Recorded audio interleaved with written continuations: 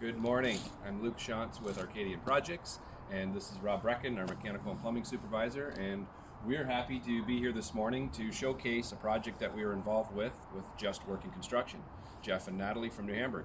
So they've gone and done a passive home, and Jeff is in that business of supporting developers with this new technology and GHG reduction and working towards a greener environment. So we're happy to be part of the project, and we're going to walk you through our portion of the job on the mechanical and plumbing side and some of the technologies we use. So Rob, do you want to take us over to the air source heat pump on the side of the house, and we'll start there? Sure. So this is the air source heat pump that we've chosen for this project, and it does air to water. And they've done in-floor heat in the project. So Rob can walk you through some of that part of the project of why we chose this and how it's integrated with the building structure. So part of it is to use the outside temperature and maintain the heat inside. We have several units inside that help get the tank temperature to where we need to be for the heating side of it. So we're using outside temperature and heating up the water inside. So then you heat the floor, and then your heat comes from the bottom all the way up, and it's just a nice, clean, warm heat. The units are operating basically on air temperature with some backup electrical assistance where it needs it. So the intent of using the air source heat pumps is to get off of gas. So there's no gas run to this property. So we are electrifying everything, which allows us to offset the electricity with solar, which we'll show you later in the walkthrough. There's solar on the house as well, which will offset all the electricity consumption that's used by the air source heat pumps. We'll go inside and we can show you the CERVs, which integrate the fresh air exchange for the house. So here we're in one of the units of this multi-res building, and you'll see the in-floor heat pipes and manifolds that the outside unit we were just looking at is pushing warm water through these units for the in-floor heat. Here we have the ERB unit, and I'm going to get Rob to explain what the ERB does and why we've chosen this product for this application. So basically we start off with the in-floor, and it's ran off of the heat pump that's outside. It's preheated, and your floor heat comes straight up, so you're nice and warm all the way up. The ERB is a nice addition to that because of the building envelope that the builder did with the building. It's very tightly sealed, and you want to get a lot of air exchange through the building. So it brings in the cool air at this time of the year, and it heats the air as it goes out because exhaust is bringing fresh air in.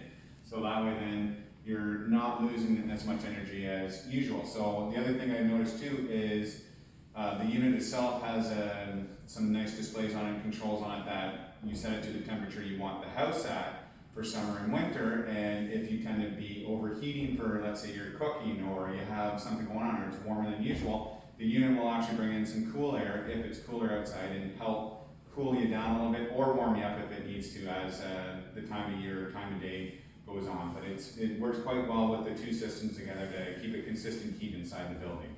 So does this unit also monitor the air quality or air levels of CO2? Like, how does it know when to adjust? Does it have that built-in technology for this? Yeah, it's quite neat that as it exhausts and brings in the air, it's reading your levels of your carbon monoxide and your VOCs, which is your off gases from anything that you might have, paints or glues or stuff like that. And it'll ramp up and kick that product out and keep running until it gets down to a comfortable, normal, safe level that it's quite happy with. Cool. And the motors, from my understanding, the motors and everything are, DC motors in here, very efficient, high efficient motors that are variable speed, ramp up and ramp down and as needed. Yeah, it's quite intelligent on that side that it can just understand what it needs to do and monitors everything. Has quite a few sensors inside to tell you indoor temperature, exhaust temperature, and everything, so that way then it's not being too hot, too cold, or exhausting too much, or bringing in too much. So you're not having too much humidity. You want to keep that humidity level, especially with the nice hardwood floors that we have in some of the areas. And the other fact is a lot of these get put into the bathrooms, which I believe in this bathroom here, it has a sensor on the wall that you click it, so if you were to hop in the shower or humidity, it automatically sucks that humidity out of the air and exhausts it out, almost like a normal bathroom but as it's doing that, it's heating the air or cooling the air coming back in to keep that heat so we're not losing as much, and we're keeping the efficiency nice and high in the building. Great. That's awesome. Well, we have 2 of these units for this multi-res facility, and it does the apartments upstairs, and there's another unit downstairs. When we go to the mechanical room downstairs, we can show you the other unit as well. So, thanks. So now we're downstairs in the main mechanical room, and as you can see, it's very tight. This is the second ERV unit, and Rob's just going to walk us through this room and how we've situated everything and what all these components do and how they relate to the application of that. So. Yeah, so basically the ERV unit solely operates the air exchange side of it. With the unit does have some internal heating and cooling capacity off the heat pump to operate that. We then also use the heat pump to preheat this big storage tank here. We call it a buffer tank, as it does have an electric backup. When it is really cold, if it does need it, it will come on.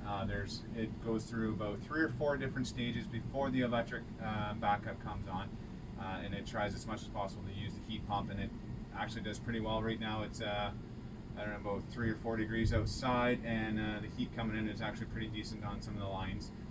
We do need to finish some of the insulation to get it nice and warm and make sure everything's sealed up really well. Usually the unit just operates all by itself, so the heat pump's on the one side. We do run it to a heat exchanger, so that way then the piping outside has a glycol mixture to prevent it from freezing outside, and then we are not running in glycol throughout the entire building. It's just water with some inhibitor to make sure everything stays nice and clean and safe. And then we run the heating side, which we do have some pumps on the wall here that are running the in-floor for the entire building.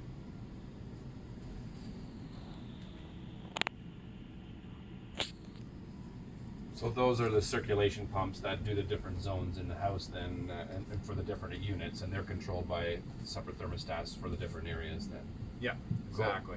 Right on. And then this tank here would be a finishing tank for your domestic hot water if needed.